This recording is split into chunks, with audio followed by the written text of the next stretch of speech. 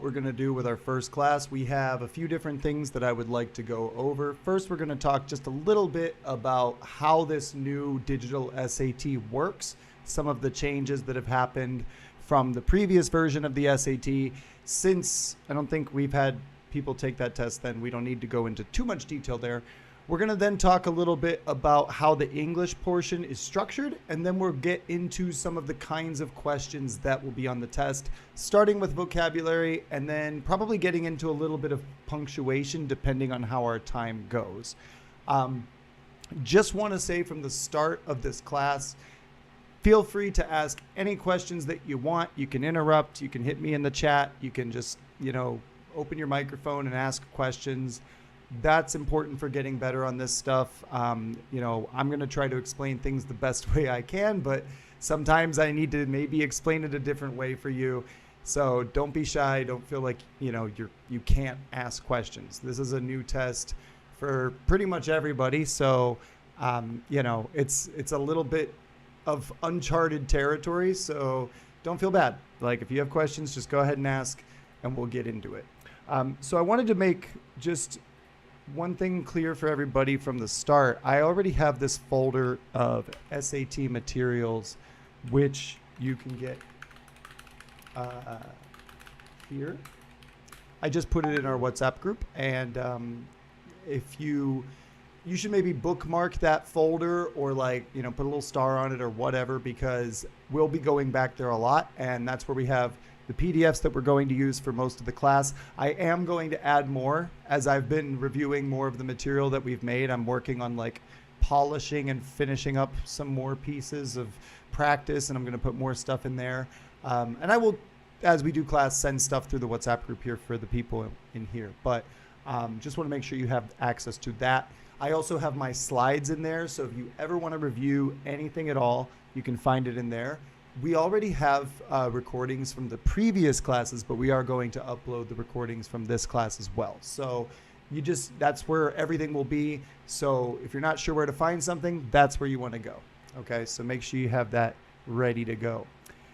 So let's go ahead and get into the material a little bit here. I'm going to go ahead and share my screen for you. And let me just get this set up. There we go. Can we see everything?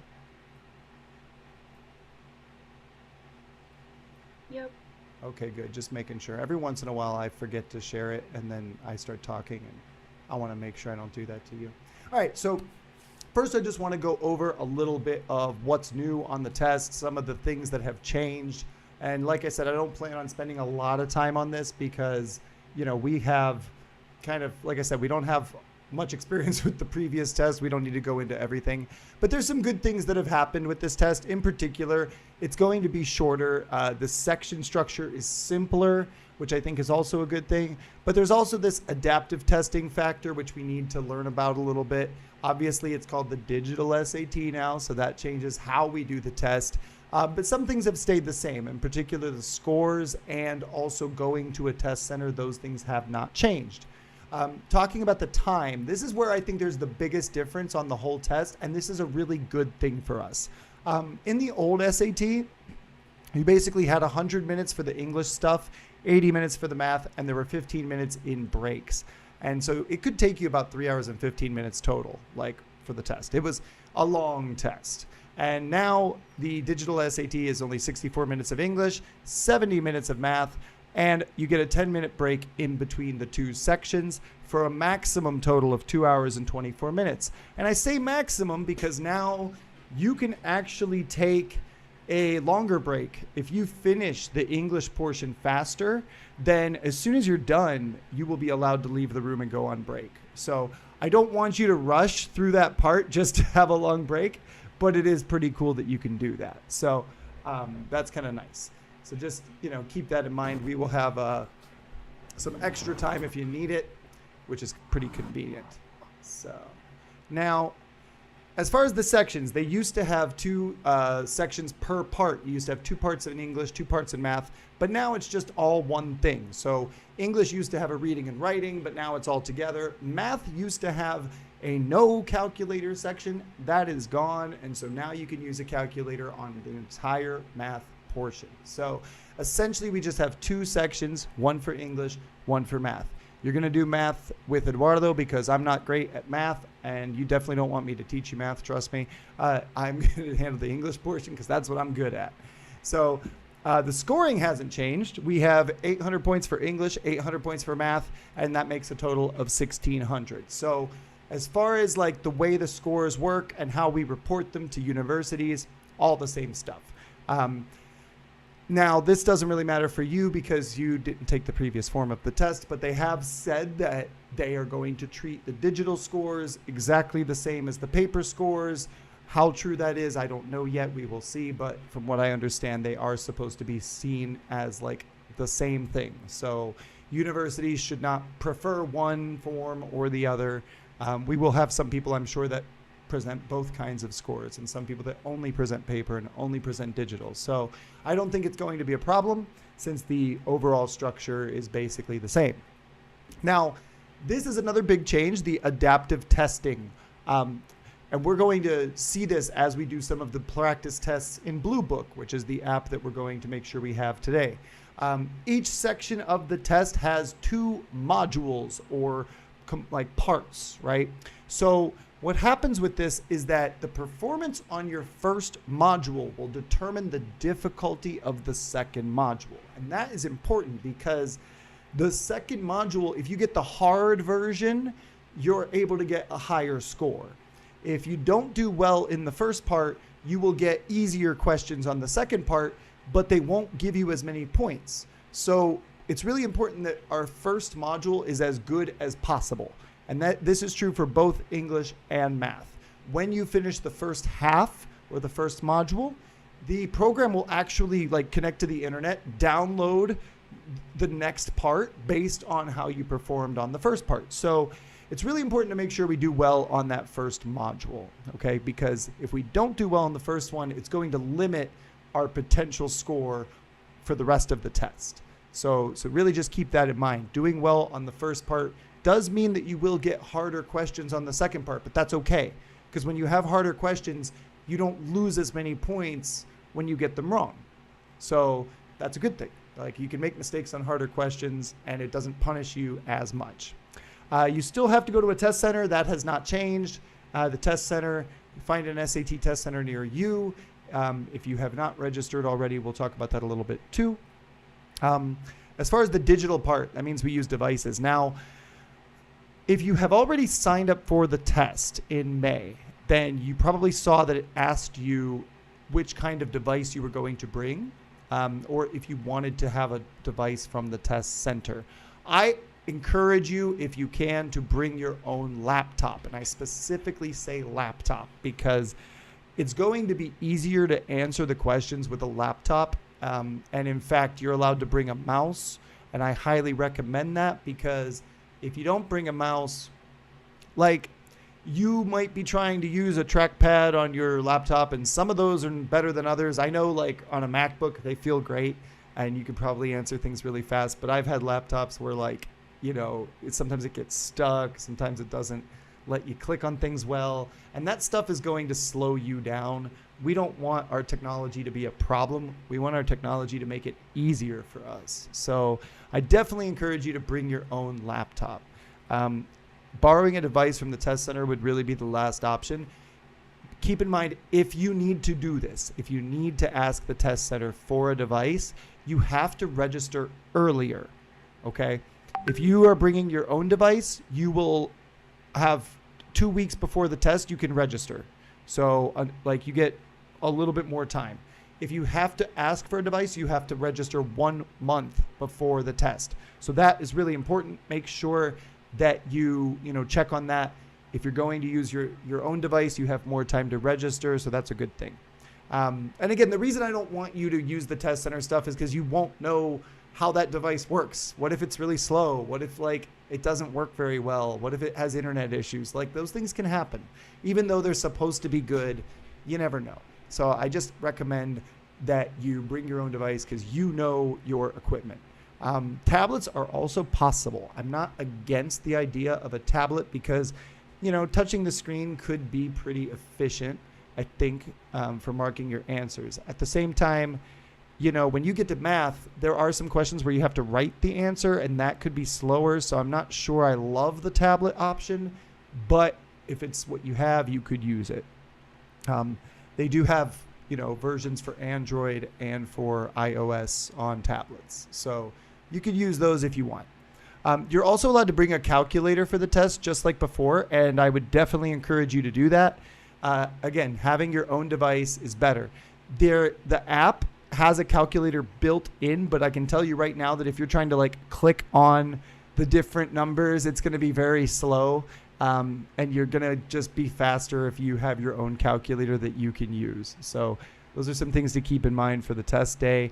Definitely bring your charger if you're bringing your own device, and make sure you come fully charged. You do not want to run out of battery. They say that you're going to need about 3 hours of battery, considering like the break time and getting set up before the start of the test. So keep that in mind. And also it's important that your Wi-Fi works. If your Wi-Fi has problems, maybe don't bring that device because you do have to connect to Wi-Fi. Nicolas, do you have a question? Yeah. What type of calculator should be used? What type of calculator? You're going to see that a little bit more in math, but generally you can bring any kind of graphing calculator or scientific calculator, and that would be what I would recommend.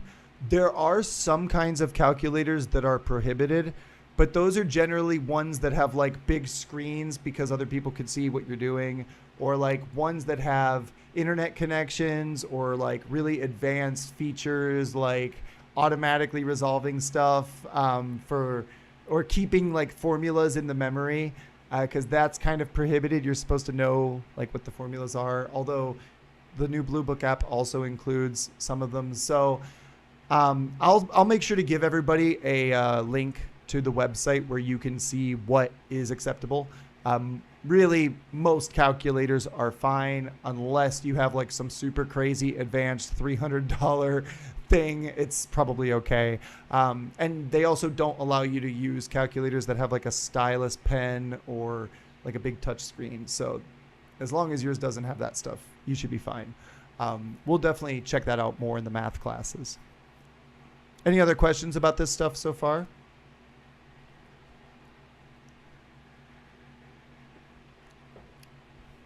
Okay, cool.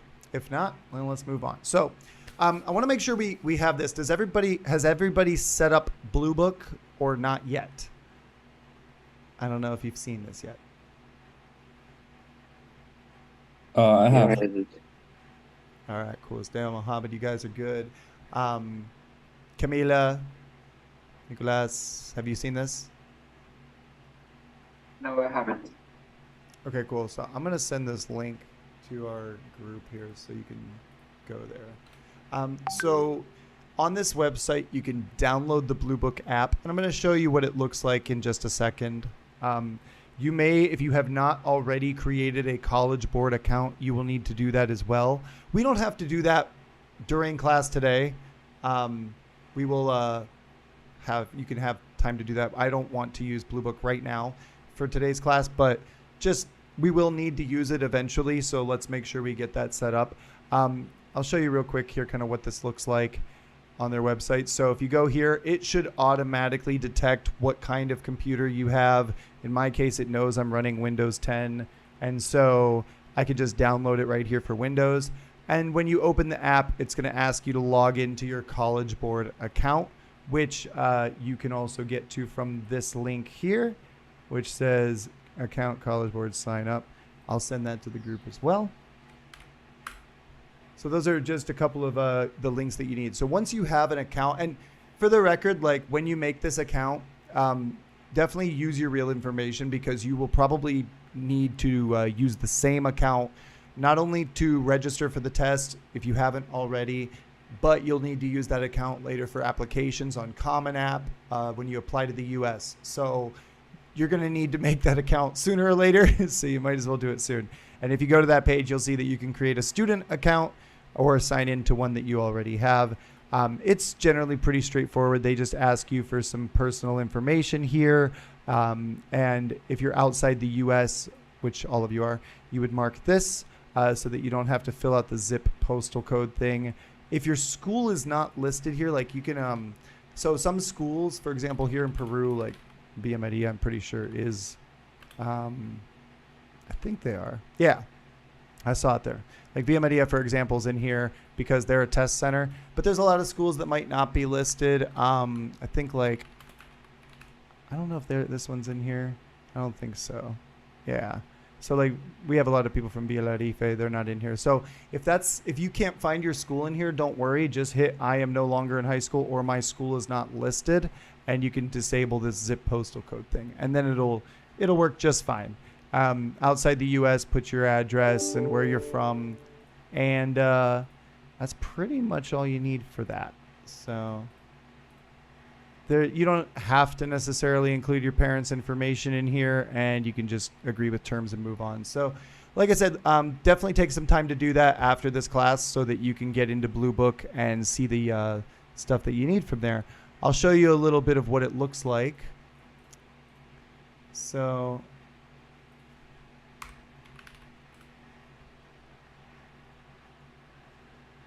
let's see. Give it a second to start up. Here we go. So let me share that screen with you. Oh, couldn't automatically log me in. Why is that? All right, hang on. I got to pull up I just need to pull up my password for just a second because I never remember what it is. I did one of those things where I told it to make a really strong password. Okay.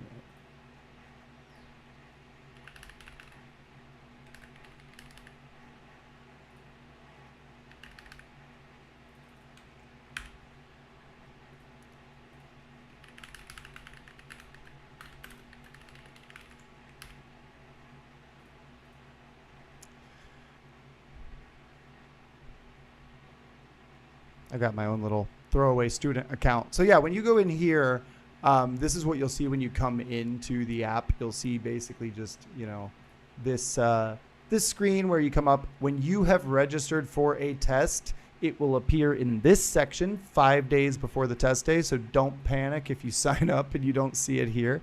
And after you've taken a test, eventually you will have this option to see past tests where you can then, go and see your results as well.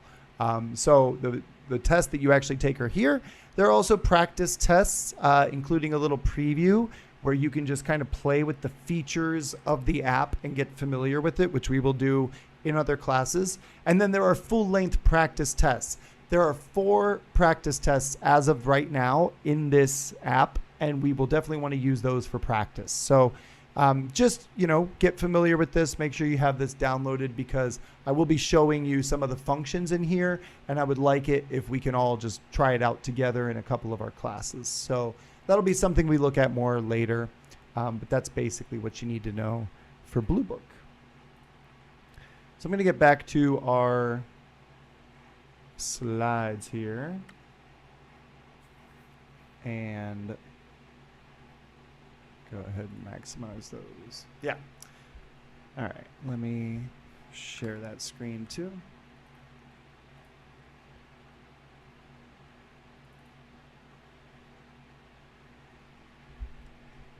All right. So I want to talk a little bit about now the English section. What has changed on English and how the English section works on this new SAT. Since you're going to be seeing English with me, we got to talk a little bit about what has happened here. The biggest change by far is that there are no more long readings in English. The old SAT had these really long texts, okay, that would be like a page and a half. And then they would have about 10 to 12 questions all about the same text. Well, now that's completely different. You get one paragraph, one question. All right, I'll show you some examples today.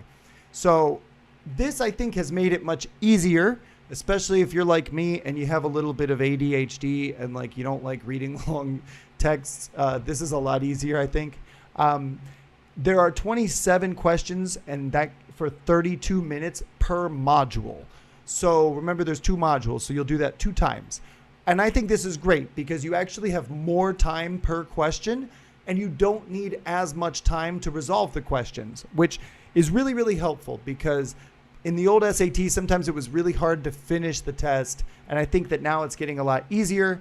There are basically 10 types of questions that can come in English, and we are going to practice each one of those question types in this class. So each week I'm going to try to show you a couple of new types of questions and continue to practice some of the ones that I think are more important for us. Speaking about that, like what I did was take a bunch of practice tests and I counted how many kinds of questions I saw and how many of each.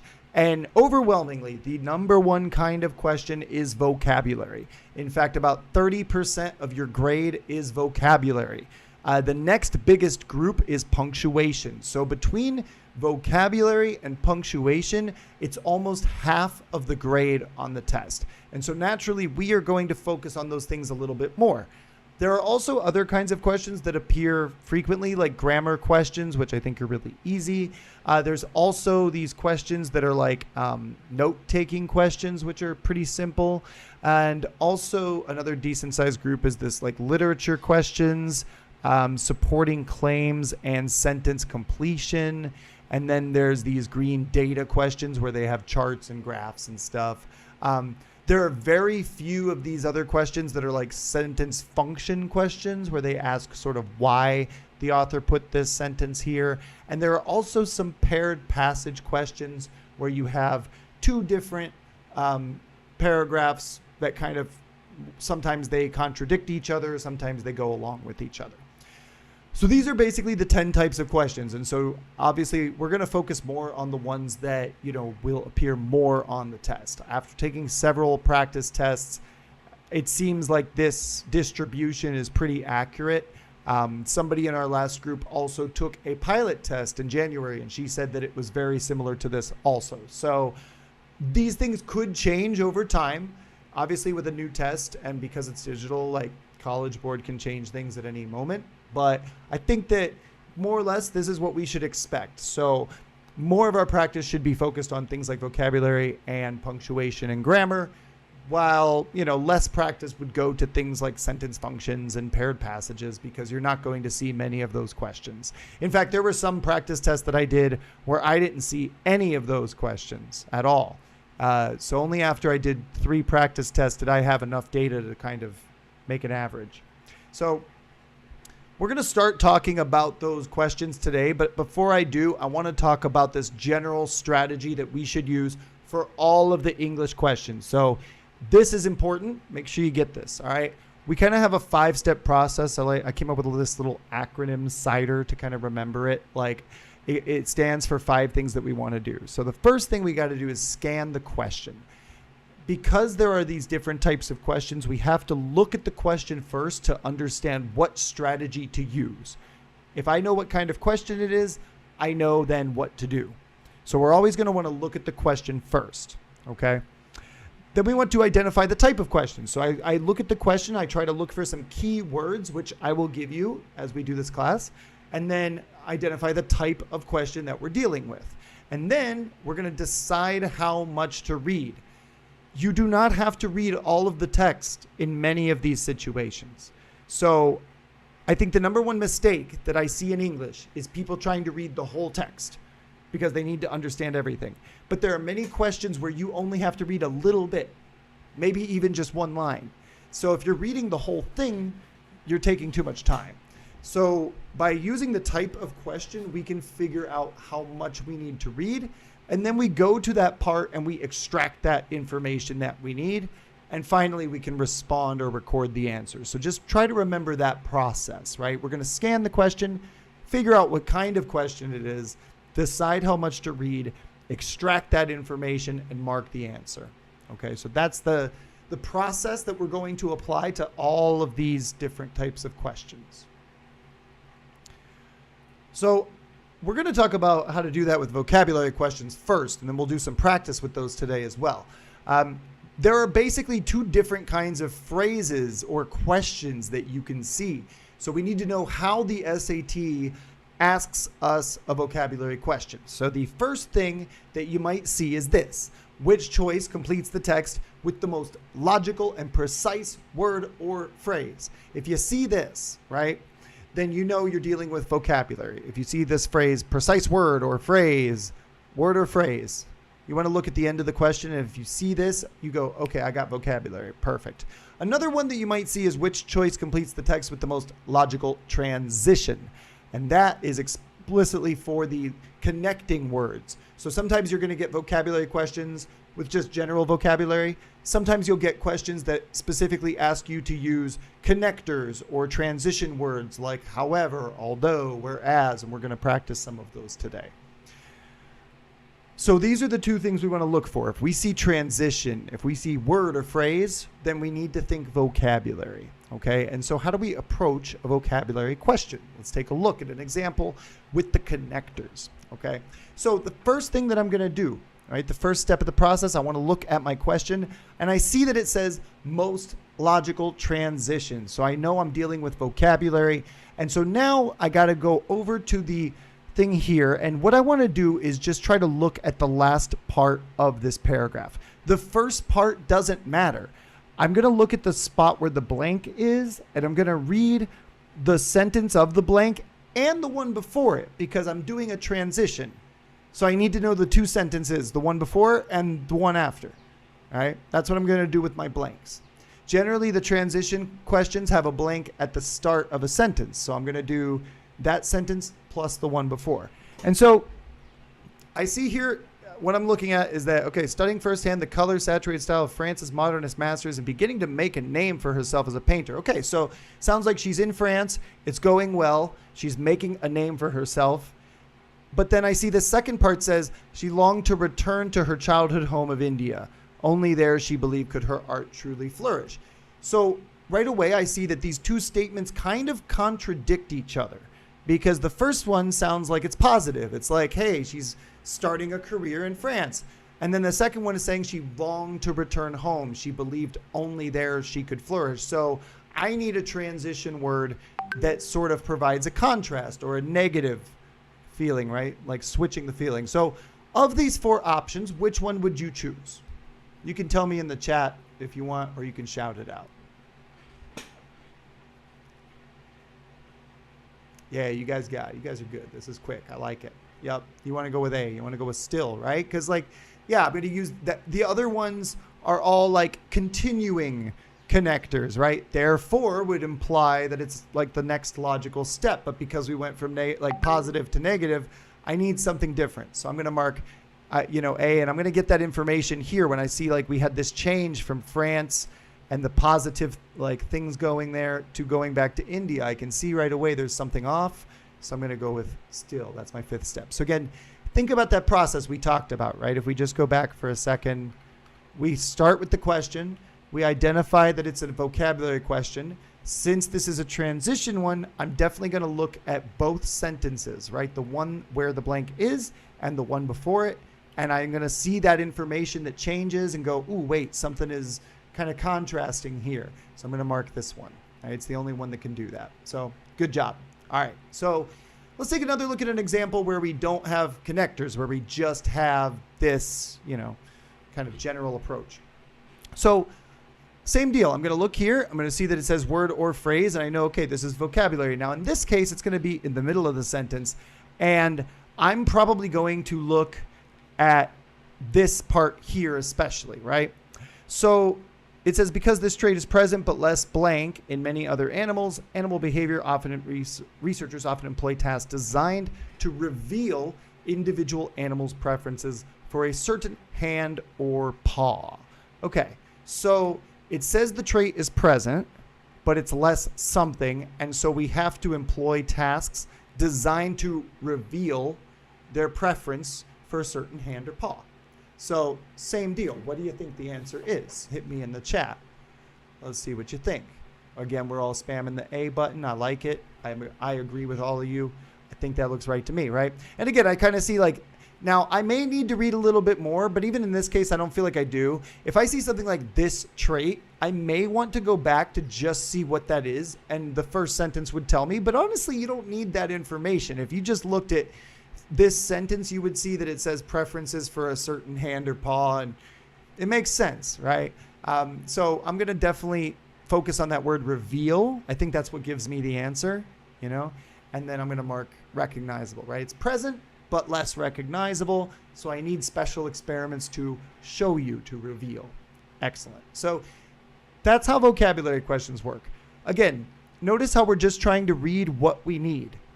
I don't need to read the whole paragraph and try to understand all the context. I really just need to look at the sentence where the word is.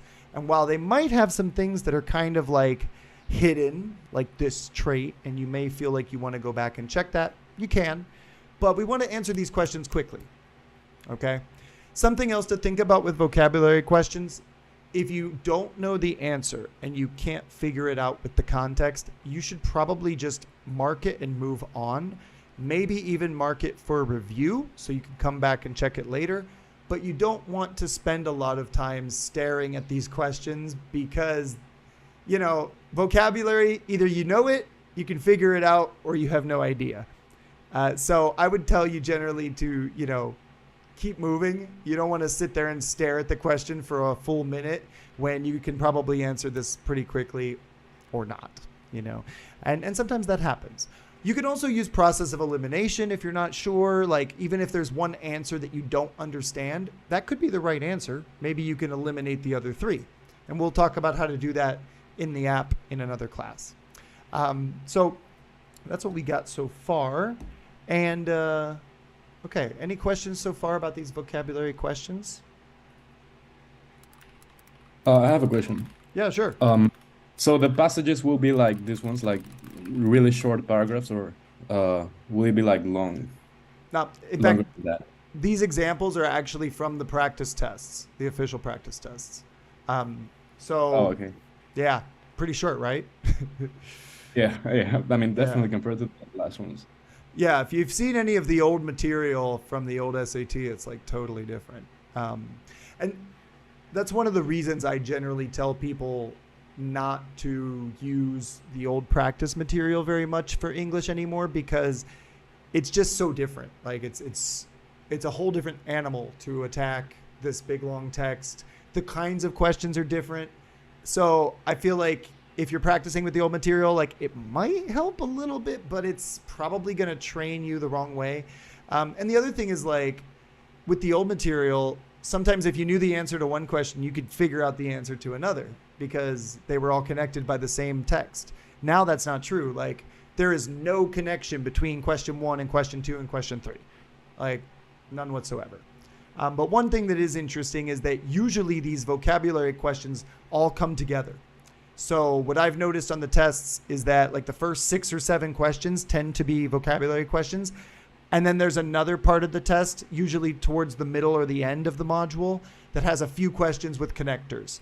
So they typically put them in 2 groups and like stick them all together. So you could, as you do the practice test, kind of learn where those are and be prepared like to start the test with vocabulary. So that's some things to keep in mind. Any other questions here? All right.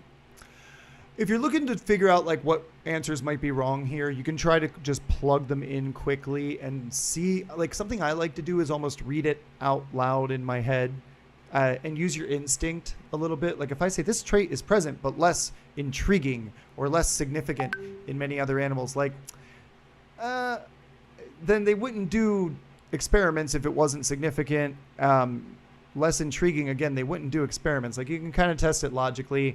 Less useful in other animals, like then we would be making tests to see how useful it is, not tests to reveal their preferences. So again, by testing it with the context, you can kind of figure out if these answers are right or not. But that's usually, if you can't figure it out right away, then you can try that process of elimination by testing the different answers and sort of seeing, does this make sense with the other words? And that's why I circled this word reveal. Like for me, reveal is the connection between recognizable. So that should help. Okay, so that's the main thing for vocabulary. I want you all to keep this in mind here. There are some really, really good resources for vocabulary on the internet that you can practice, and I would definitely recommend that you do.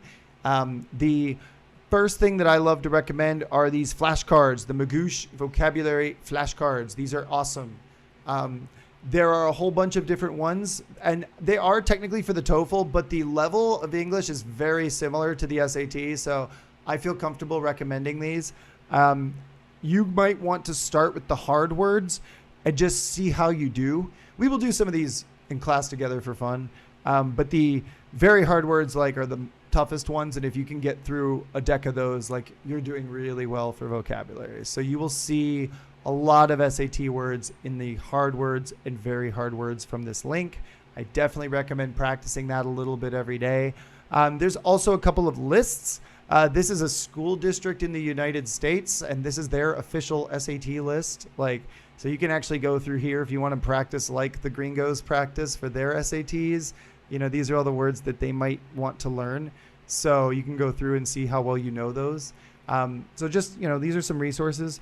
Also, the Google Dictionary plugin is actually really useful. I'm a big fan of that. So if you download this plugin, I actually have it installed. If I double click on a word, as you can see here, the word definition comes up. So this is really useful if you're reading in English and you want to practice your vocabulary. Maybe you're reading the news, reading some websites about things that you like, but you find words that you don't know. You can actually do this. You can just double click and get the definition right away, which is really convenient. Instead of having to Google it in another tab, you can just do that. So I would definitely suggest that. Try to read in English, okay, as much as you can, because that kind of practice is going to help you get better at this test. I guarantee it. Okay. So let's do a little bit of vocabulary practice. Let's see how well we can handle some of this stuff. All right. So I'm going to pull up one of our files. I will send this over to you in the group chat. And this is also available in our folder.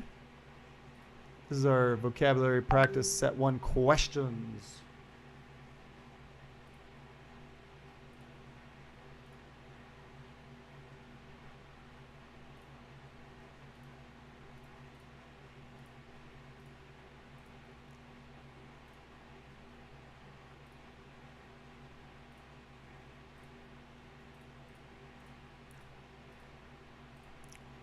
I'll send it to everybody through the Zoom chat as well in case you need it, or you can just pull it out of the folder.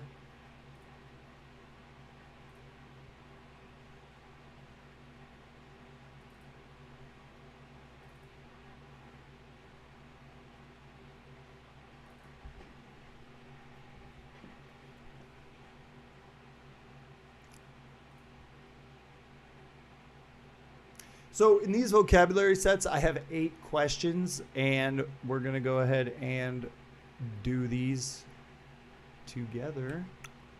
First, I'm going to see how you handle them, and then I'm going to check them out with you. So we got 8 different questions. All of these are transition questions. These are all just for connectors. So I put all those together to kind of give you a feel for how those connectors are used in the exam. And so I would love it if you could go ahead and try to answer those, and then send me privately in the chat your responses so we can check them together. Okay. So given that there are 8 questions here, in real life, you would have about 8 minutes to do this. So I am going to set a timer for 8 minutes, but if we could finish it faster, that's even better. So that would be the ideal thing to do, is finish this a little faster. So I'm going to set that clock up here. All right. Is everybody good to go? Do we need a minute? All right, got that thumbs up over there from Mo. Thank you. Looking good. All right. So I'm going to set the timer here for 8 minutes. That's a stopwatch. I need to set a timer. And then we'll get going. All right. So as soon as you finish, send me in your answers in the chat privately so I can see what you got.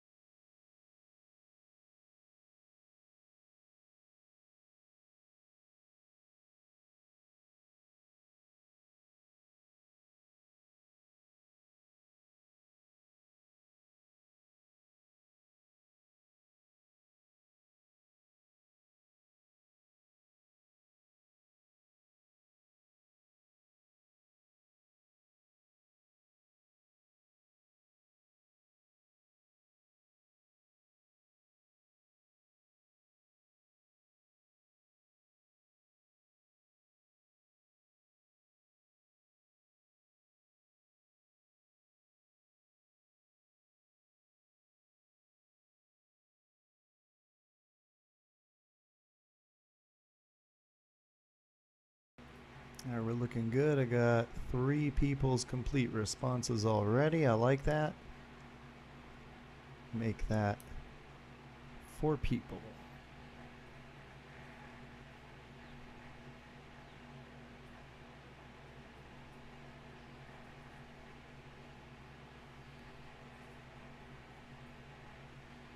Five people. You love to see it.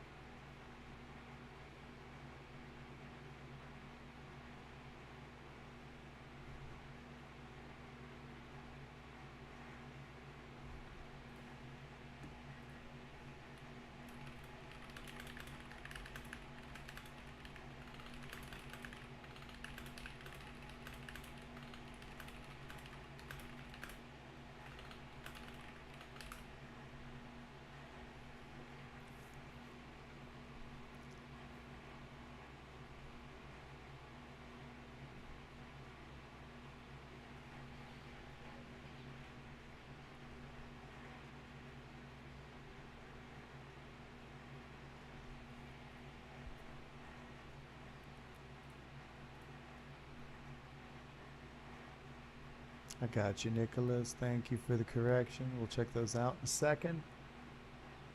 All right.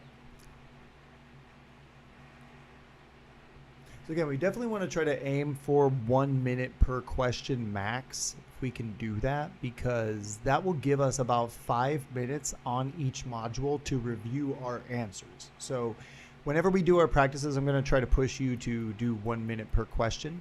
Some questions are harder than others. So if you save time on these questions, then you'll have more time for some of the harder kinds of questions that we will see. Okay? Okay, no worries, Sophia. All right, then I think that's just about everything. Don't worry if you weren't able to get those done, Sophia, with the laptop.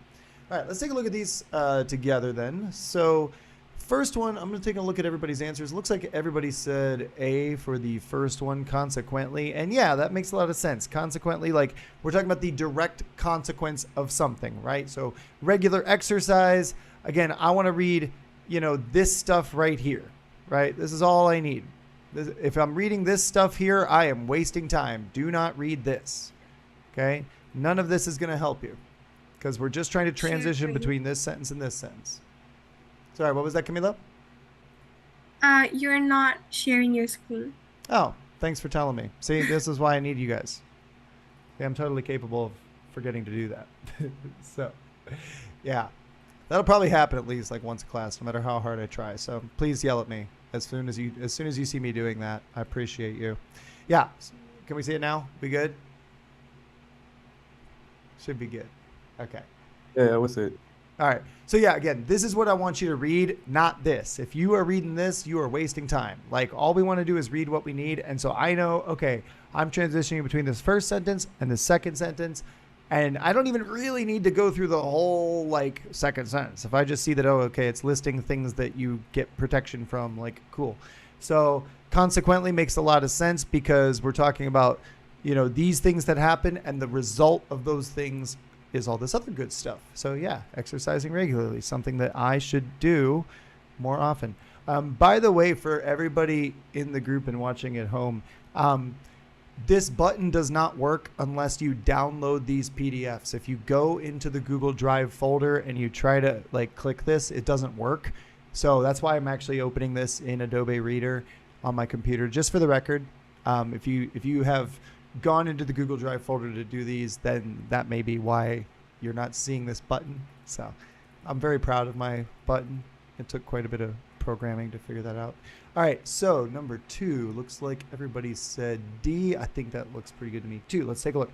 So again, all I want to read is this right here. All right, this is the good stuff. Everything else is a waste of my time. So world's constantly changing, changes come, new opportunities. So it is important to stay open-minded with unfamiliar situations. So I think that they're talking about new opportunities and that this is what we have to do to get those opportunities. So I would be looking for a nice logical follow-up. Therefore seems like a good answer. Nice job, everybody. Although and however would be contrasting. So that would kind of have to contradict the previous one. Furthermore would be adding another thing about the change, like another idea. So those three are wrong. We're going to go with D. All right, third one.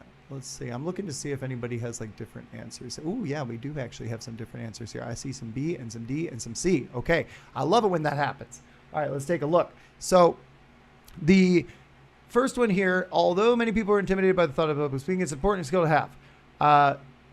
And then we have this bit about there are a few simple steps you can take to help lessen your fear and make yourself more comfortable with the idea. So the first sentence already has this idea that you need to have this skill. And that's kind of what we're going to focus on here, right? So looking at these options, again, taking a look at some of the ones you've picked subsequently, kind of suggests that this is the next thing to consider. That might be a good answer here. However, there are a few simple steps that you can take to help lessen your fear and make yourself more comfortable with the idea. Now, we also have consequently.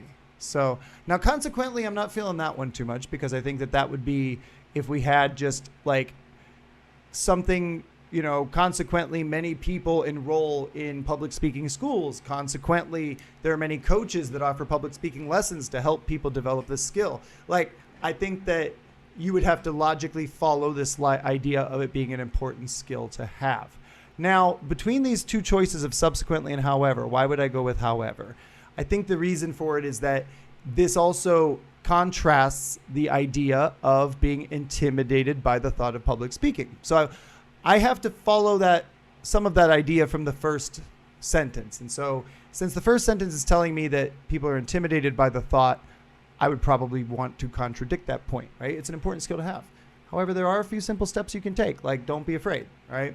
I think subsequently would have to be more, it would be very similar to a consequently in a lot of ways. And I feel like because those two are so similar, we don't want to mark either of them. Be careful about that on the test. If you see two answers that feel very similar, it's probably neither of those choices, okay? So in this case, since however, couldn't contrast the first idea of that sentence, it makes for a better answer. All right, so that was the first one that got some different answers. I like that. All right, number 4, I see some B, I see some A, and I see some D. Okay, we're all over the place. I like it. All right, let's take a look. Despite a difficult circumstance, many people found ways to be successful. They demonstrate that hard work and determination can lead to positive outcomes. Okay, so in this case, we're kind of following up on this idea, right? Many people have found ways to be successful, right? They demonstrate that hard work and determination can lead to positive outcomes. So I would probably want to, I'm continuing that line of logic, right? This is not contrasting the two. So because it's not a contrast, I can definitely eliminate C and D, because usually when I use whereas, I would have something else that it's kind of a contrasting phrase. Nevertheless is similar to however. So I'm between therefore and furthermore. Now, I think that therefore would be, you know, like it has to sort of build on this idea of many people found ways to be successful. This is something else that has happened because of this, right? Like these two things are both results of the same thing. So I think that furthermore would be your best choice.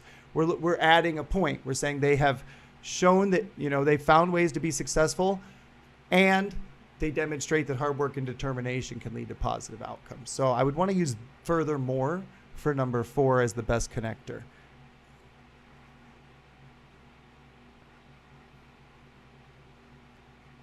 And if you have any questions, feel free to ask if you're not sure about something here.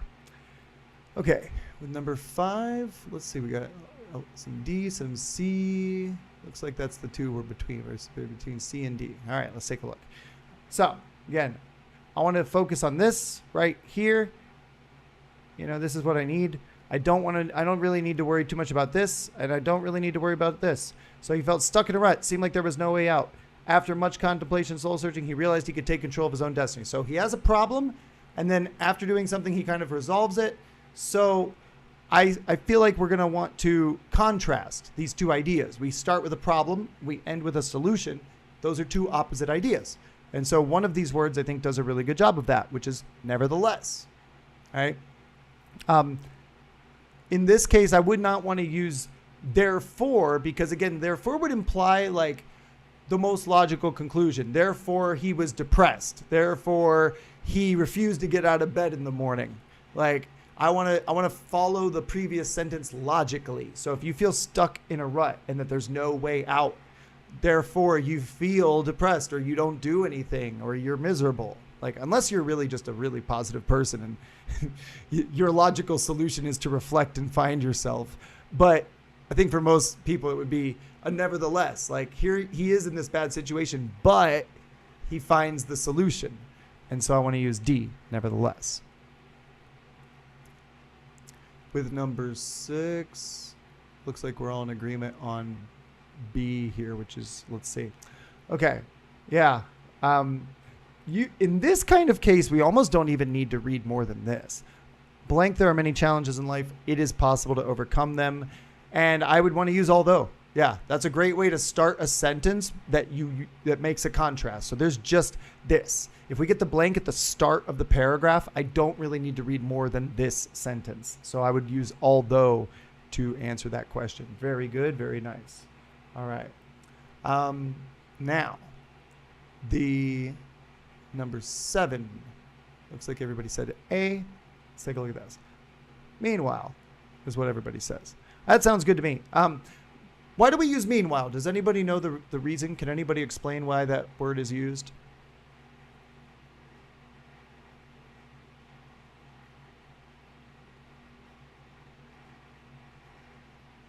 I think I mean the scoring whereas will be like whereas like is like in contrast of while meanwhile is like in the process or like waiting for. So it does not contrast any idea. Okay, good. Yeah, use it in the process. That's kind of a good way to think of it. A lot of times it's like at the same time. You know, so when I use meanwhile, I'm usually connecting two ideas that are happening simultaneously. And so in this case, we have this sort of literary text where, you know, we got the sun setting and the sky description. And at the same time, this person is sitting on the porch watching the kids play with their friends. So I would use this connector to show that these two things are happening simultaneously. Sometimes we use it as a contrast in some situations to sort of show that maybe, you know, two people have two different preferences or two different ideas at the same time. But that idea of being at the same time is always present when I use meanwhile. So in this case, I think it's the perfect answer. And that's what it is. All right, last one we got. Looks like everybody said C for this, so let's take a look.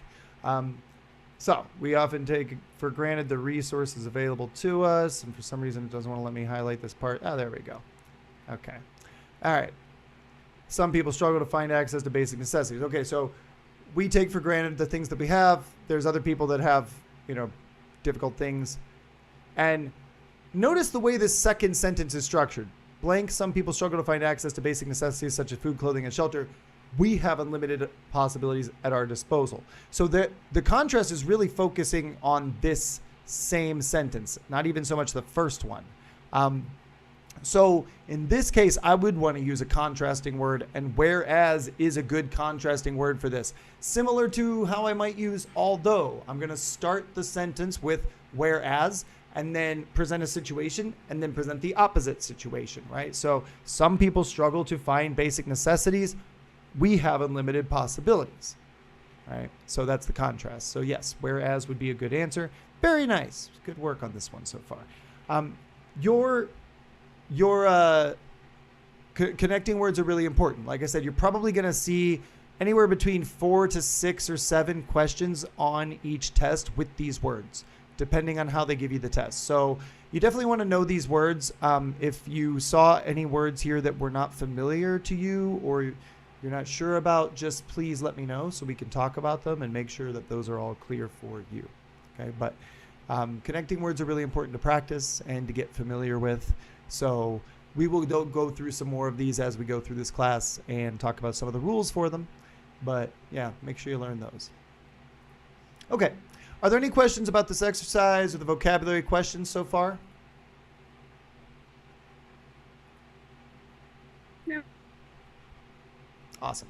Okay, so we've been going at it for a little over an hour. Let's take a 10-minute break, and then we will come back here, and we're going to talk a little bit about the punctuation questions, okay? So go ahead and, stretch out, get something to drink, and I will see you in 10 minutes.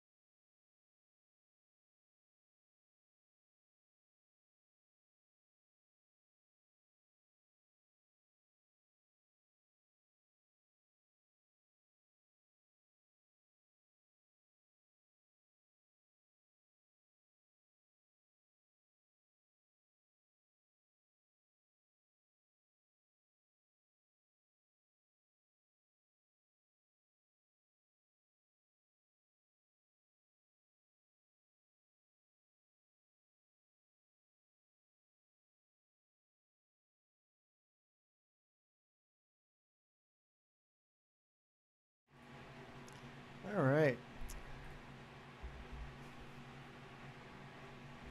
Is everybody back? Can I get like a quick thumbs up? Yes. Or a shout out will work too. Thank you. All right. Just want to make sure before I move on. We're going to talk a little bit about some of the punctuation stuff that we got to look at too as we get into this test. We'll be doing some practice with these. All right, cool. Looks like everybody's pretty much back. Okay, so I want to talk a little bit about the different kinds of punctuation marks that we need to be familiar with for the test, because there are several. And if you don't know how to handle some of these, then please let me know so we can do a little bit of explanation today before we get into the practice. So we're going to start with these ones. These are some of the punctuation marks that you must know for the test. And all of these can appear on the test as punctuation questions. We will see some examples of those shortly. But these are some of the main ones. And then we'll look at the next page where we have some other ones as well. First of all, your most common punctuation, the period, aka the full stop. We use this to finish the sentence.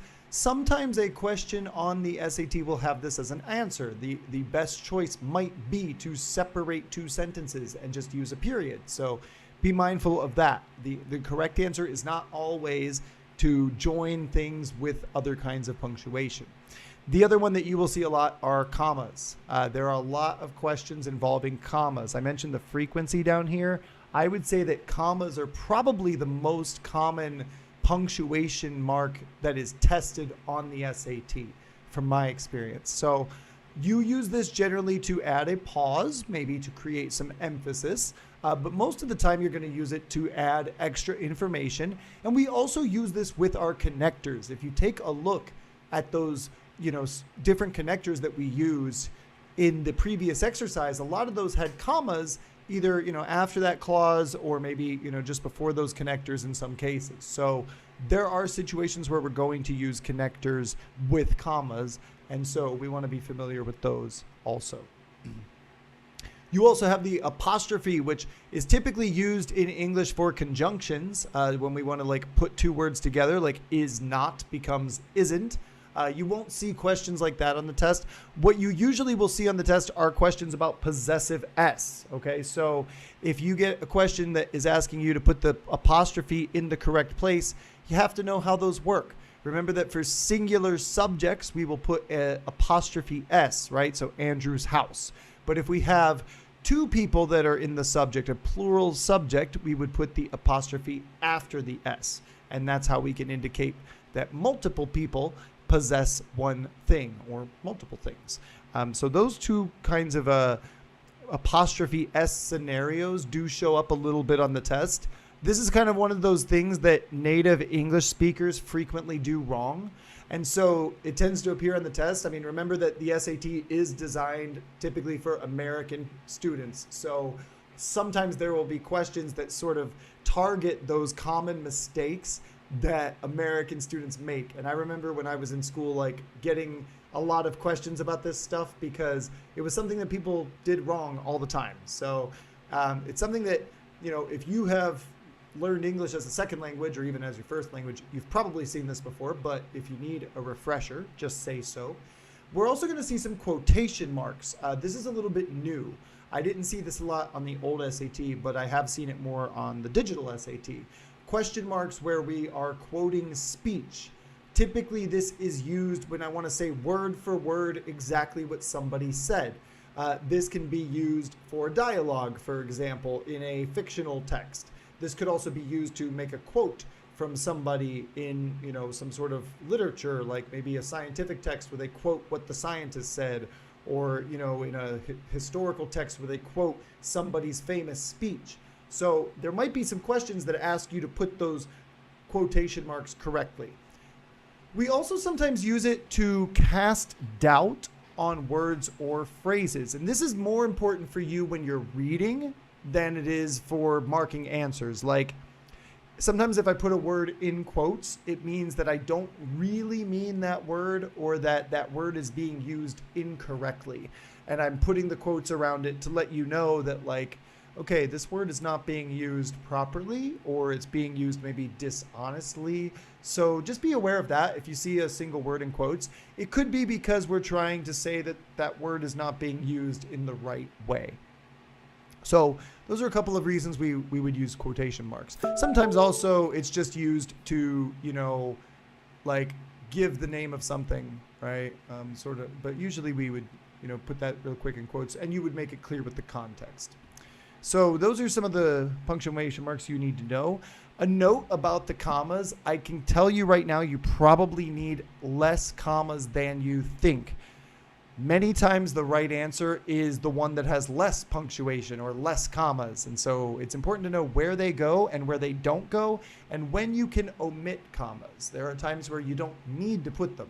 And so you might see two answers on the test where one uses commas and you look at it and go, oh, that seems okay. And it could be okay, but there's also another answer that has no commas, and that might be better because we might not need to separate those ideas. So be aware of that. You probably are going to need less commas than you think you do. The other group here is some of these more like less frequently used punctuations, but are still important to know for the SAT. One of them is called the M dash, which I find is used quite a bit in the answers of the SAT, and so it's important to know how to use it. The M dash replaces commas or parentheses for extra information. It is an alternate form of punctuation that you can use. And it can also replace the colon when we want to define something. So this is not a punctuation that you have to use like in any specific situation. There's no situation where you must use an M dash, but there are situations where you can use it instead of other forms of punctuation. So you might see questions where the M dash is the best answer. And maybe it's taking the place of a colon, maybe it's taking the place of a comma, maybe it's taking the place of parentheses. And so you would, you know, maybe you don't have those options. Maybe you feel like, oh, I should use a comma here, but none of the options are commas. Well, if one of the options is an M dash, then it would be the right choice. Same thing with parentheses. Maybe you're like, okay, I feel like parentheses should go here, but I don't see parentheses. But maybe one of the options is the M dash. that would be your best choice. So just keep in mind that the em dash is a replacement for other forms of punctuation, and it's not something that has its own specific use case. Okay, there's really no situation where I have to use the em dash over anything else.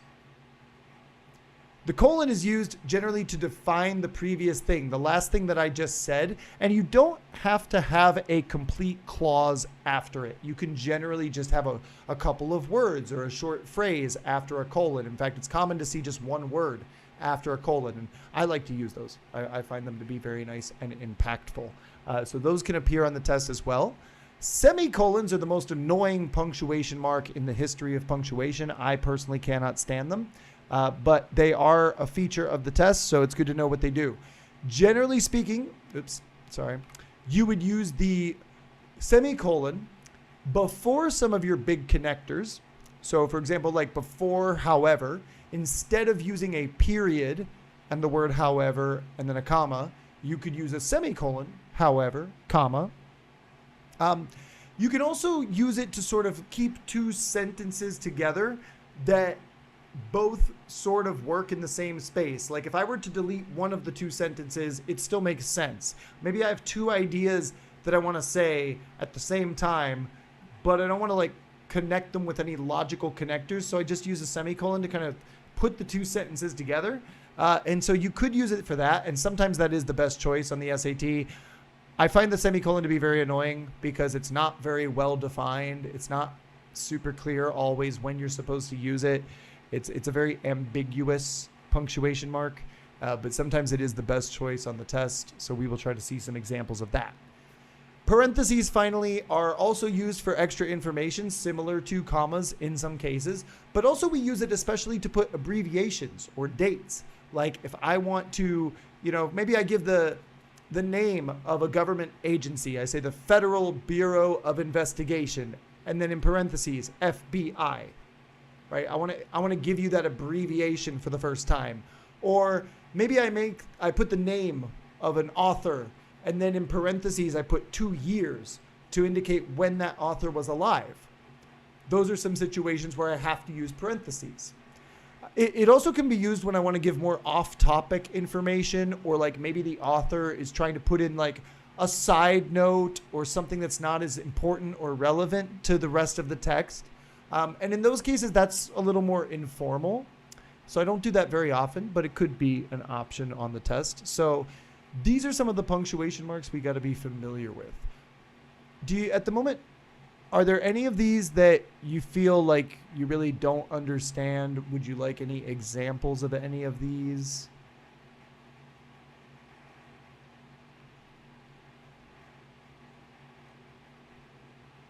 Can you give an example of the em dash, please? Because I Sure. really don't understand nothing. Okay, great. Em dash, Mohammed? I was just gonna ask you for the em dash. Could you use just one em dash or two?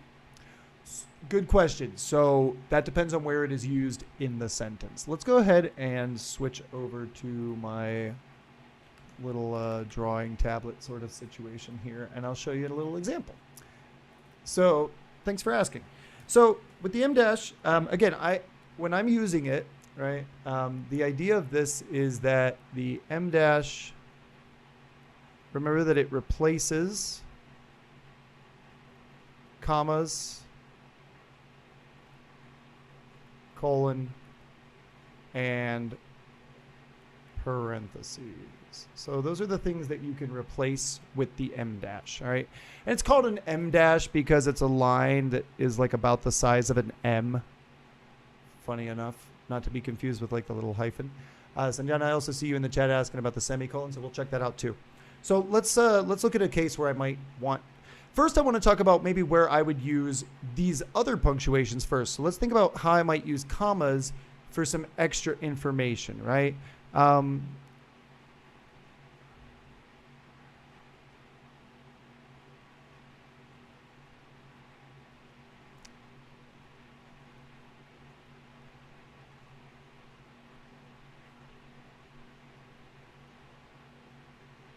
Okay, so let's start with a sentence like this. I used to go to the gym every day. This was true. It was a lot of fun. Not so much anymore. Now, if I wanted to add some extra information, I could use a comma here, right? And I could use the word which, right, to add some extra information about that, right? This idea of going to the gym every day, which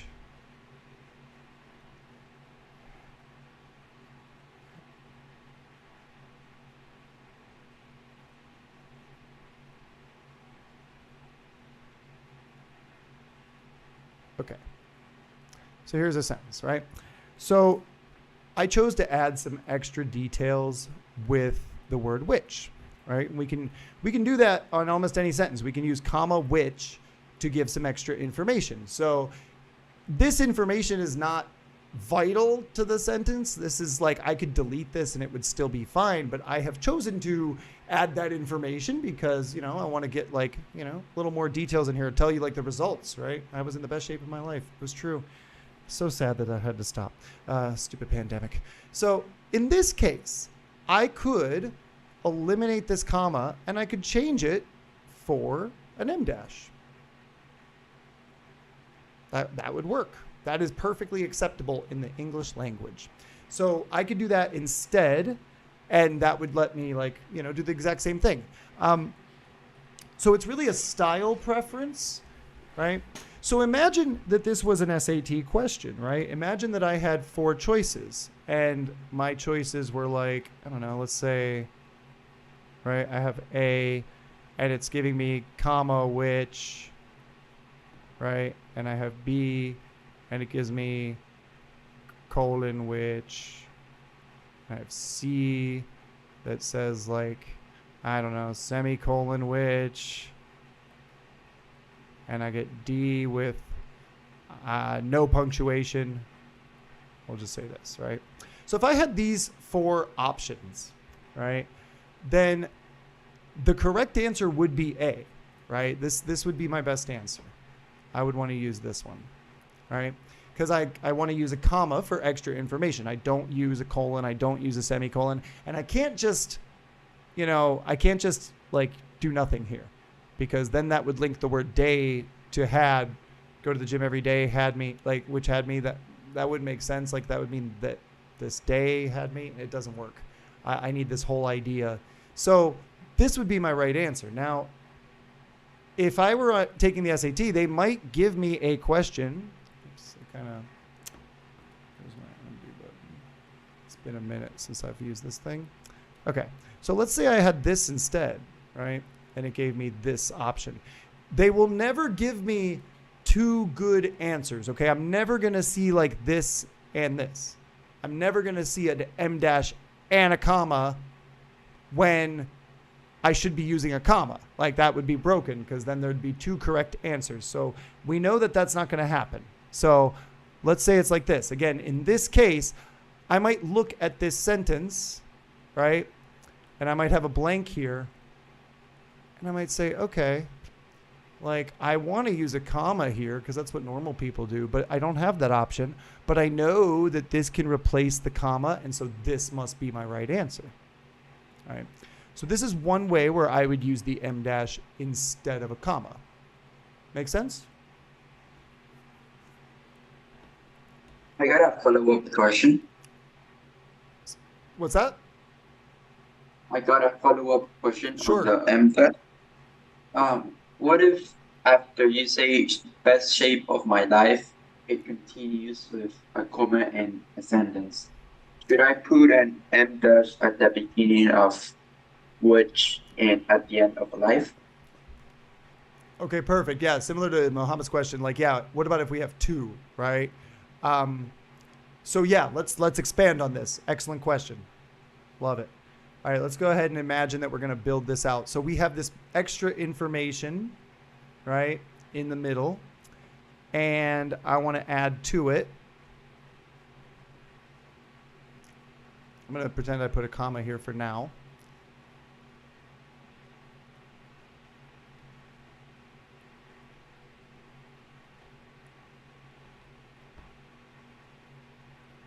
All right. So let's say I add this little extra detail of So the original sentence would be, I used to go to the gym every day until the pandemic came, but now I have this extra information in the middle, right? So if I have this situation, right, I now have two options, okay?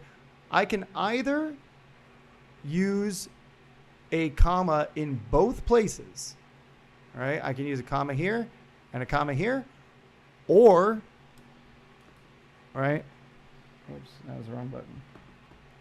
All right. Or I have to use the M dash here and here. Okay. You have to be consistent. If you use it in the middle, you must use the same one in both places. So you would not have a situation where you started the extra information with an M dash and then switch to a comma at the end. Like, now you could have a comma in the middle of your extra information, I suppose. But you will start the extra information and finish it with the same punctuation mark. So, and that could be something that appears on the test. They, instead of just giving you the word which, they may actually give you all of this stuff, right? And ask you to put the punctuation on both ends. And so if you saw, you know, if you saw an M dash at the beginning, and then let's just, you know, for sake of simplicity, say ... right? And then a comma, this would be wrong because I'm mixing the two and I shouldn't do that. I should be consistent. If I had comma, blah, blah, blah, comma, now D becomes the correct answer because it's being consistent on both ends. Make sense? Yes, thank you. Awesome. Answered the questions.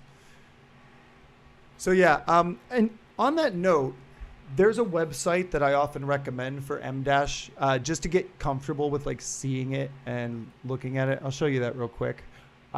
It's a news website that I frequently read, and they love to use it. So if you want to like just see how it looks in action, you can see kind of these articles on this website, Vox.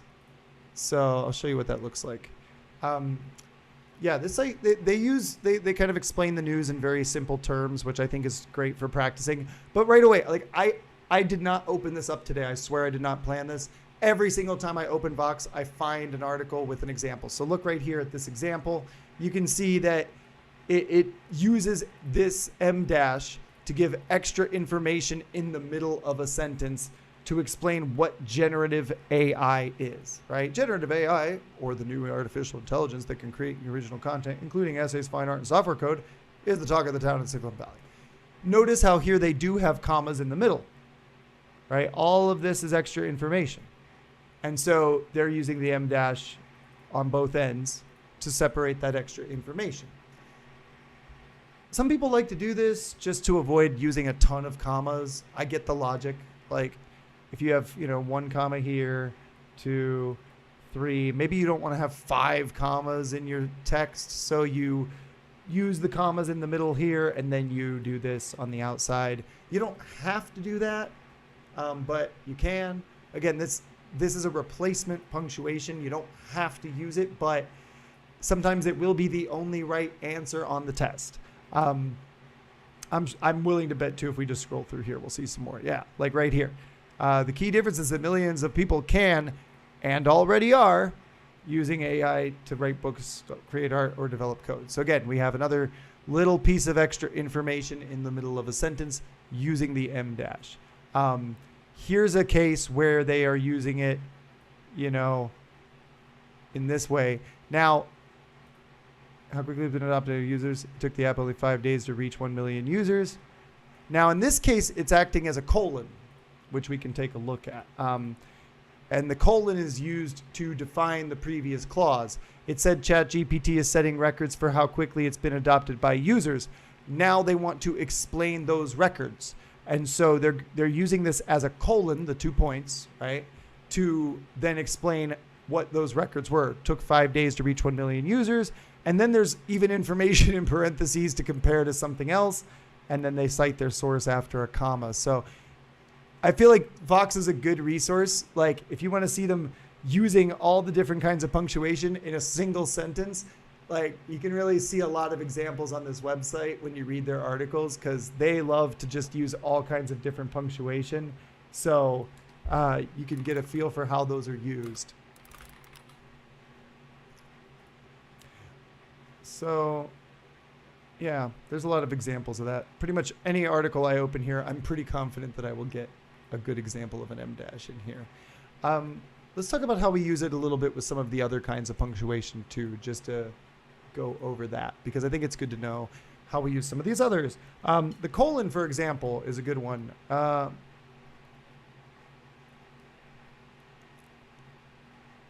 go over here.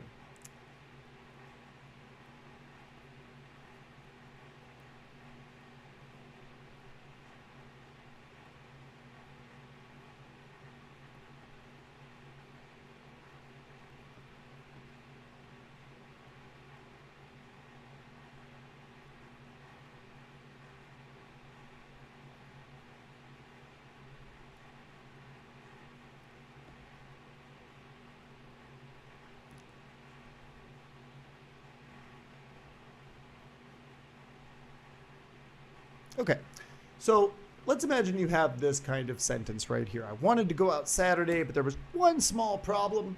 I was sick. Now, in this kind of situation, I mean, I could use a comma here, but it's not actually the best way to connect these two ideas. In fact, what I want to do here is define this, right? If I say this sentence, I wanted to go out Saturday, but there was one small problem, you logically ask yourself, what was the problem? And so when that question comes into your head, that's a good sign that you should use a colon here. All right. I lost my last three letters. There we go. So if I use a colon, I'm actually defining what that problem was. Right? I use it like this. So I wanted to go out Saturday, but there was one small problem. I was sick. Right? So the colon defines this.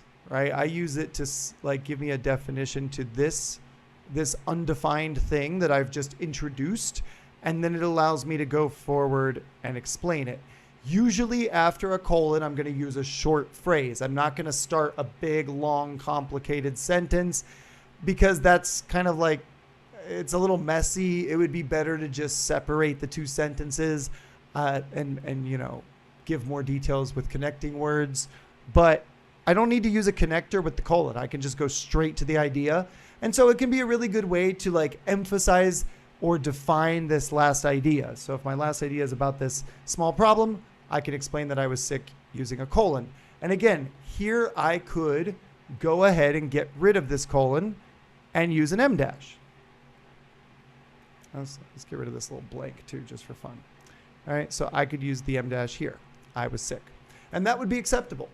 So you can use that em dash in place of that colon. So again, I always try to encourage people to think what kind of punctuation should go in here, and then is that the option on the test? Is it giving me that option? And if not, then is there an em dash option? Because then that's probably the answer. So again, you'll never see, like in this case, you would never see, you know, A colon B em dash. You'll never see that, because in that case, there's two correct answers. If this is correct, then this is correct, and that would not happen on the test.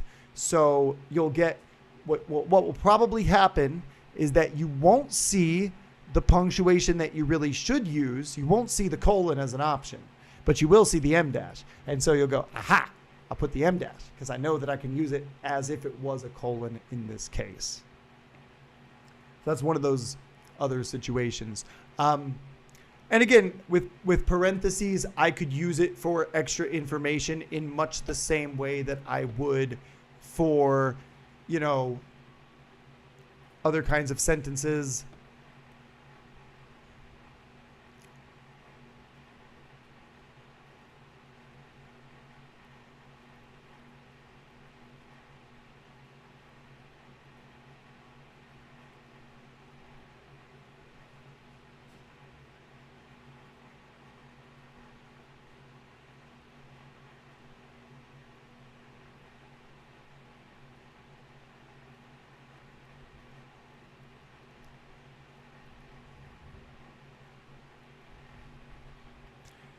So imagine you have this sentence right here.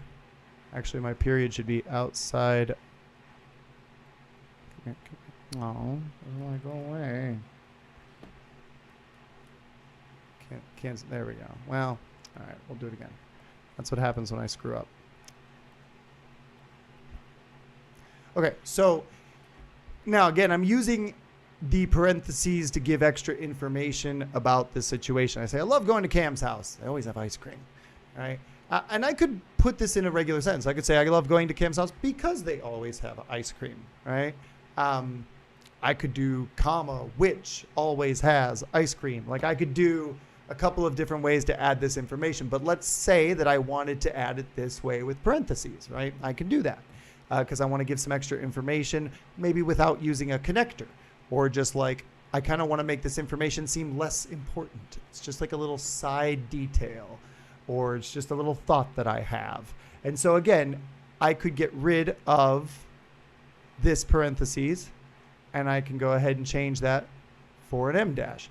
Now, if I do that, I don't need to use the other parentheses here because it's at the end of the sentence. I would just use the one M dash, and now we're good. We don't need to, we're not going to have an M dash down here that just does nothing. So keep that in mind. Now, I could also throw this in the middle, right? Let's say I get rid of all this stuff.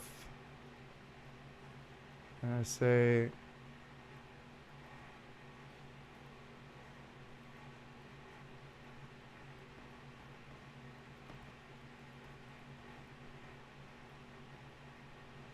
right. I could also throw this in the middle of this sentence. Like I want to tell you who Cam is, right? He's my best friend. But like I got this information in the middle of the sentence and I'm just trying to insert it here very quickly. I'm not going to make a separate sentence that's like, oh, Cam's my best friend. We've known each other for so long. Like I just want to give you that information quickly. It's not that important. Just wanted to include the detail. So again, I could take out these parentheses, right? And I could go ahead and replace them with the M dash. And this would be perfectly acceptable. It would look a little weird, I think, personally. I'm not a fan. I write a lot for work, and I never use M dashes personally. I'm not a fan of them. But again, it's a style thing. It is acceptable. So on the test, they tend to have a few questions where those might be the right answers. So it's good to remember that those are the 3 punctuations that you can replace. You can replace parentheses, you can replace a colon, and you can replace commas when you are adding extra information, okay? Keep that in mind that you can't use this for everything, right? You would not want to replace it with every single thing. For example, like, I don't know, and I'm just making up the years here. Please don't get mad at me for misinformation. But like, let's say, I don't know, Mark Twain, 1840 to 1899. I don't know how long he lived. I don't remember, right? Was an author, blah, blah, blah, right? In this case, I'm using parentheses for something that only parentheses can do, which is dates or years, like to define when somebody lived. So I would not want to replace those with M dashes. That would be kind of weird. So I only want to replace them if it's for extra information. In this case, this is a very specific application of parentheses, so I need to use those. In that case, I would not want to replace them in that situation. So there are a couple of limits to where you can replace these. But generally the rule is commas, parentheses for extra information, like extra sentence information, is where you would replace it. And then colon whenever you want, like this case. Any questions on these? Make sense?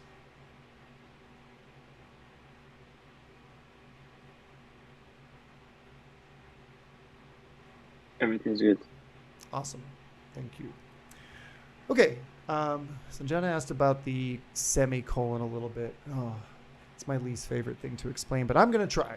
All right. So semicolon, there are a few different cases where it might be a good idea to use a semicolon. All right. Let's think about maybe first thing that comes to my mind is like politics. So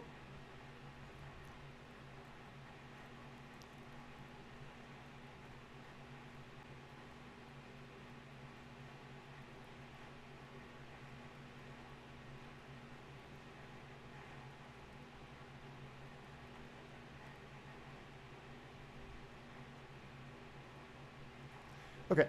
So let's say I start with this sentence here, and for a semicolon, I think we need a little more context. So let's just imagine we start with this.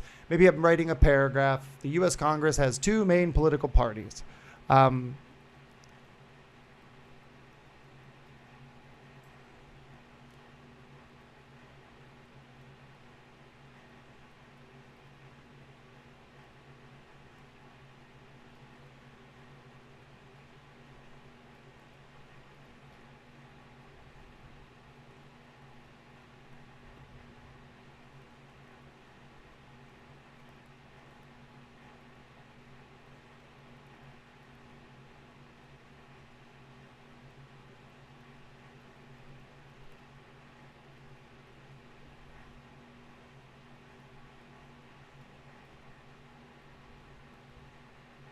This is kind of a dangerous example. I'm tempting fate here, but hey, you know, if a bunch of people get angry and leave a bunch of angry comments, it'll probably be good for the algorithm. So, all right.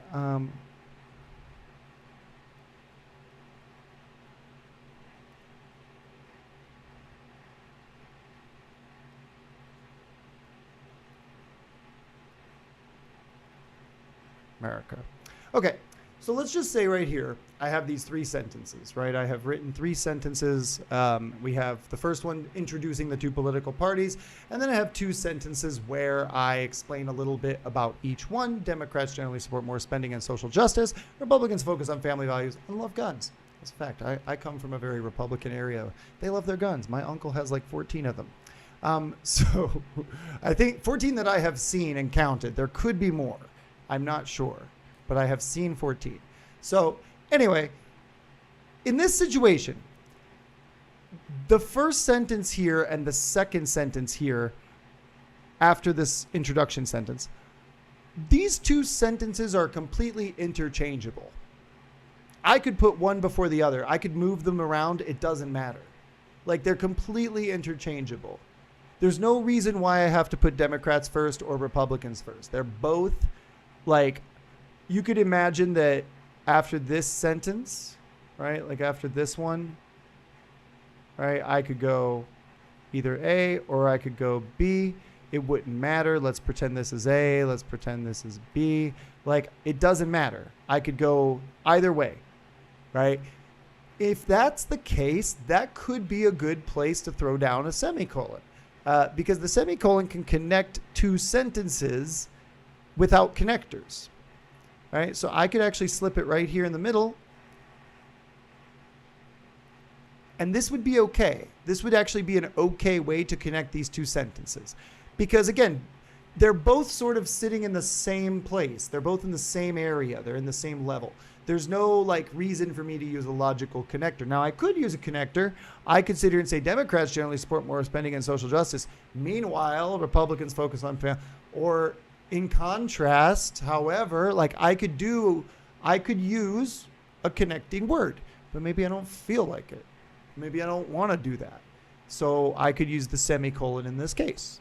This would be one acceptable application of a semicolon to join two sentences that I could arguably change the order of. And I think that's a good way to test it. Like, if I could put this sentence first and nothing bad happens, then it's okay. I could like just put the semicolon there and join the two. I would not want to use a comma here. This would be a bad place for a comma, because that creates what we call the comma splice. And a comma splice is when I just slap two sentences together with a comma. If I just put two sentences together with a comma, that's actually wrong. So my choices here would be either period, right? Or I could use a semicolon. Those would be my two best choices. I could maybe use comma with a connector like but. You know, that could also work, but just a comma by itself would not be okay. So in this situation, a semicolon is okay. It's justified. That's one situation where I might want to use it. There's also a situation where you have to use it. There's only one real situation where you must use a semicolon. So let me show you that real quick.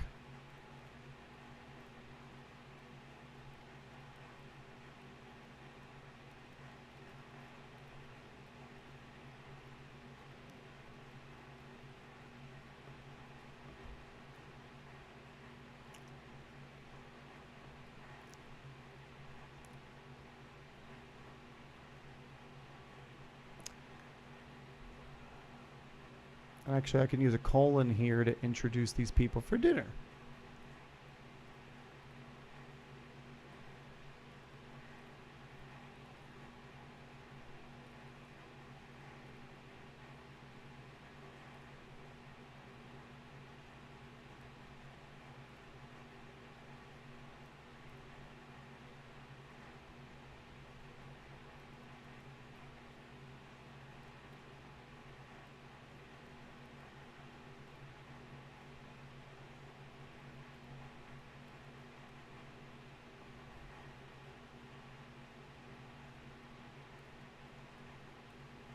Okay, this is actually the one instance in English where you actually must use semicolons.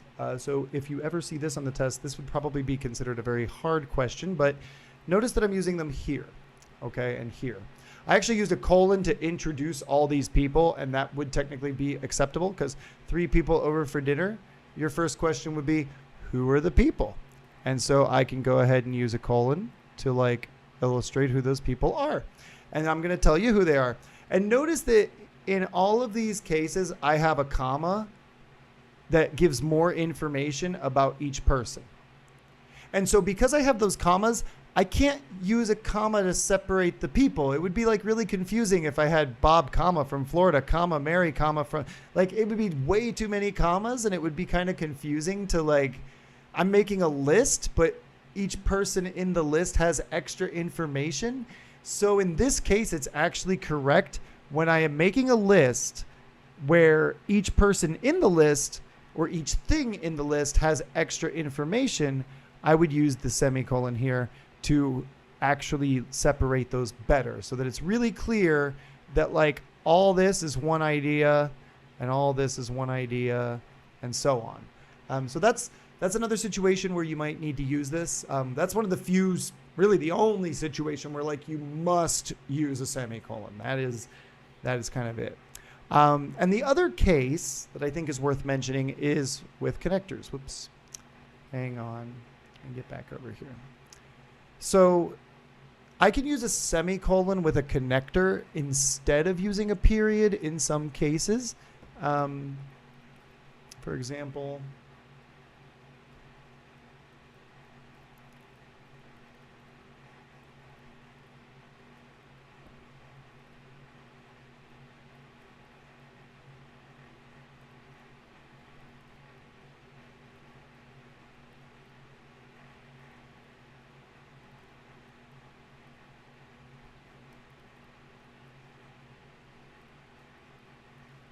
okay, so we take this example. I love Rocket League.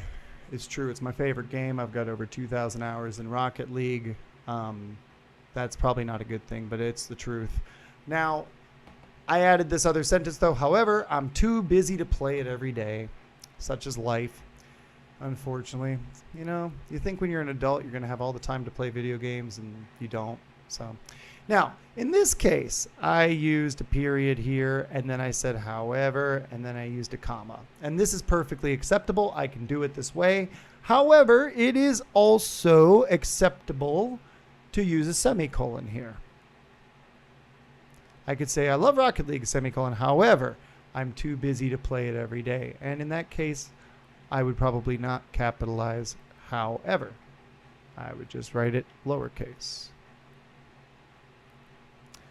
So that's also acceptable. Keep that one in mind because I feel like a lot of the times where I see semicolons on the SAT, it's like this.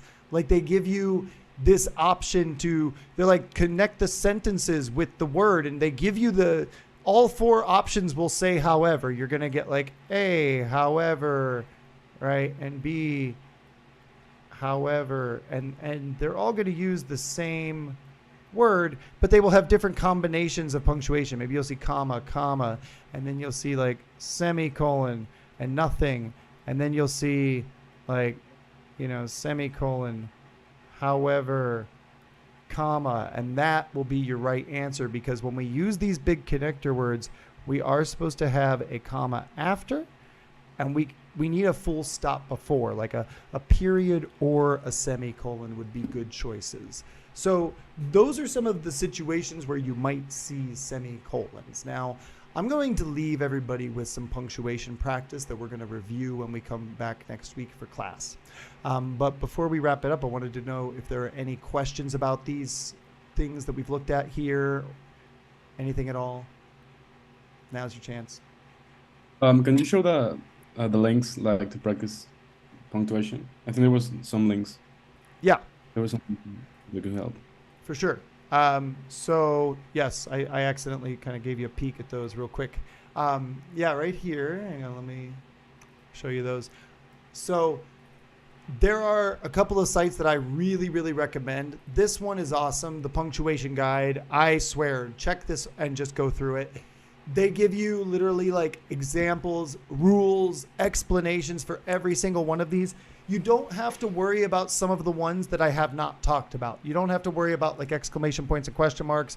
You don't have to worry about ellipsis or brackets and slashes. Like those are not relevant for the SAT. Just worry about the ones that I mentioned, like quotation marks and semicolons and stuff like that. Honestly, this site is golden. Like I super recommend this one. It's honestly one of the best. The Purdue OWL website is also really good. They have like a lot of writing instructions, and they tell you where you should and should not use commas. They have a lot of good information for commas. I really recommend checking out this page and just studying it a little bit. The Purdue OWL is like the online writing lab is really, really useful. They made this for their students, and then they just made this like publicly available. So you can see a lot of good examples of semicolons, very similar to what we did today. Like the example of joining two sentences, using a connector in the middle, or these kinds of lists where we have different items with commas in some cases. So there's a lot of good examples here that you can use. And there's also this like I found this link that has like a practice worksheet like for each kind of punctuation. So you might want to go on here and do a little bit of practice with these. Again, there's only so much time in this course. I would love to work you all to death and like give you tons and tons of practice in class, but also I want you to practice on your own time and then come here to ask questions. I will happily explain things for you. So definitely encourage you to do these things. Yes, Sophia. Sorry, in what part of the drive can we find those links? Excellent question. So in the student materials folder that I gave everybody, if you go into English material, there is a digital SAT slides right here. And that is what I've been showing you today. So we've gone through like the first, 20 slides, 19 slides here. So all that stuff is in here for you to use. So you can also just bookmark this, hit the little star, and save that somewhere. Or you can download these as well if you want to just save them for yourself. And this is where you can find everything that you need. Any other questions? Thank you. You're welcome. Awesome.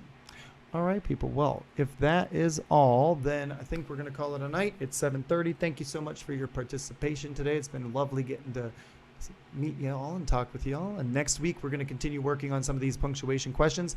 As I said, I'm going to leave a set in the WhatsApp group so that you can do those over the week. And again, I would encourage everybody to just check out some of these links, do a little practice every day. The idea with these classes is to really go over the theory and the strategy and to resolve doubts. But I don't want you to just sit here and practice in front of me the whole class. I want you to try to make time for practice on your own time so you can get better and we can come here and continue to improve. So please take some time to do that, and I guarantee you will see better results. So that is all for me for this week. Wednesday, you'll be having math class with Eduardo. So that should be all. Thank you very much. If you have any questions, you can stick around. If not, have a great night. Thanks, bye. See you later, everybody. Thank you. You're welcome.